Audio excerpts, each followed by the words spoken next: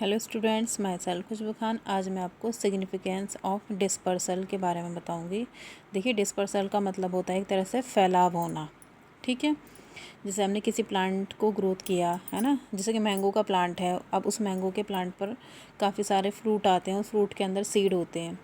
अगर वो सीड उसी जगह गिर जाएँ, दोबारा से प्रोड्यूस हो जाते हैं, तो नया प्लांट का डेवलपमेंट होता है। अब डिस्पर्सल का मतलब क्या होता है, जो वो बीज हैं, ठीक है, वो दूर दूर जाते हैं और दूर दूर जाने के बाद वो अलग अलग जगह पर उस प्लांट का वो सीड दोबारा से रिप्रोड्यूस होकर नया प्लांट बनाते हैं। तो इस प्रोसेस को बोलते हैं डिस्पर्सल। ठीक है, यानी एक जगह से दूसरी जगह किसी सीड का फैलाव होना, बिखरना। तो इससे क्या होता है, हम अपने इन्वायरमेंट में स्पीशीज़ को सेव भी कर सकते हैं इस तरह से कि अगर मान लो बहुत सारी स्पीशीज़ एक ही जगह ग्रोथ कर रही हैं तो उसके ख़त्म होने के चांसेस ज़्यादा रहते हैं। लेकिन अगर वो स्पीशीज़ चारों तरफ फैल जाती हैं तो एक तरह से क्या होता है, हम कंजर्व कर सकते हैं किसी भी प्लांट्स को। इसी तरह से हम समझेंगे सिग्निफिकेंस ऑफ डिस्पर्सल।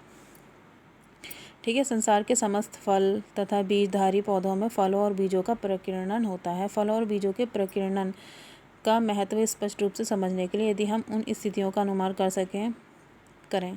ठीक है, अब देखिए, सबसे पहला आप समझिए, तमाम फल और बीज अगर पैतृक भूमि पर ही गिरते हैं तो क्या होगा, वो वहीं पर अंकुरित होकर नया प्लांट बनाएंगे। तो क्या होगा, वो फैल नहीं पाएंगे। ठीक है, तो इस तरह से डिस्पर्सल नहीं हो पाता है। अब एक ही जगह बहुत सारे प्लांट ग्रोथ करते रहेंगे और प्लांट कहाँ ग्रोथ करेंगे। ठीक है, अगर हम उन्हीं सीड्स को अलग अलग जगह ले जाकर ग्रोथ करेंगे तो क्या होगा, उस प्लांट के बारे में सबको जानकारी भी मिलेगी, उसके इकोनॉमिक इम्पोर्टेंस भी पता पड़ेगी, उसके मेडिसिनल प्रॉपर्टी भी पता पड़ेगी। तो इससे क्या होता है, डिस्पर्सल होना ज़रूरी होता है। ठीक है, समान पौधों की मूलभूत, अब देखिए, एक जगह कोई बहुत सारी जगह, मतलब एक जगह हमने बहुत सारे सीड डाल दिए और उससे नए प्लांट बनते हैं। तो उससे क्या होता है, सभी प्लांट्स की रिक्वायरमेंट, मिनरल, वाटर, है ना, लाइट्स, सारी जितनी भी रिक्वायरमेंट होती है सभी सेम होती है। तो क्या होता है, उनमें संघर्ष स्टार्ट हो जाएगा, कॉम्पिटिशन स्टार्ट हो जाता है।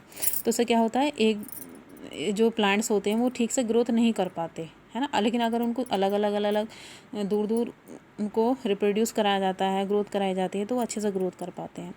क्योंकि बहुत सारे प्लांट अगर एक जगह ग्रोथ करते हैं तो उन सब की डिमांड सेम होती है, तो वो अच्छे से ग्रोथ नहीं कर पाते, है ना। जैसे दैवीय विपत्ति, जैसे आग इत्यादि लगने पर शाकाहारी जंतुओं द्वारा चरे जाने पर संभव था कि उसी प्रकार के पौधों का वंश ही सृष्टि से समाप्त हो जाता है, क्योंकि सब पौधे आसपास की भूमि पर ही उगे होते हैं। सपोज़ इस फील्ड में, है ना, अगर इस फील्ड में कोई प्लांट ग्रोथ कर रहा है और यहाँ किसी तरह से बारिश से नुकसान हो जाए या आग लग जाए, है ना, या फिर कुछ शाकाहारी जंतु सारा इसको ख़त्म कर गए यहाँ के प्लांट को, तो क्या होगा, वो जो स्पीशीज़ होगी वो एक्सटिंक्ट हो जाएगी। लेकिन अगर हम इसी प्लांट को अगर अलग अलग बिखेर कर लगाएं, सपोज़ दिल्ली में लगाएं, हम कुछ आगरा ले जाएं, इस तरह से अगर हम फैला कर लगाएंगे तो क्या होगा, इनके ख़त्म होने की जो संभावना है वो थोड़ी घट जाएगी।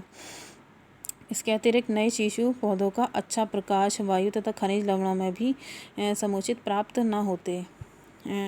ठीक है, सभी वही है कि अगर बहुत सारे प्लांट्स एक ही जगह ग्रोथ करेंगे तो उनकी मिनरल वाटर की रिक्वायरमेंट पूरी नहीं हो पाती है।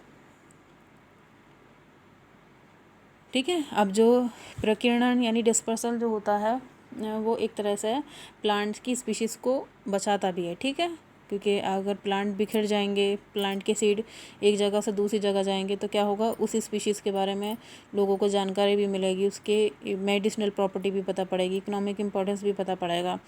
तो इससे क्या होता है, डिस्पर्सल होने का काफ़ी महत्व होता है।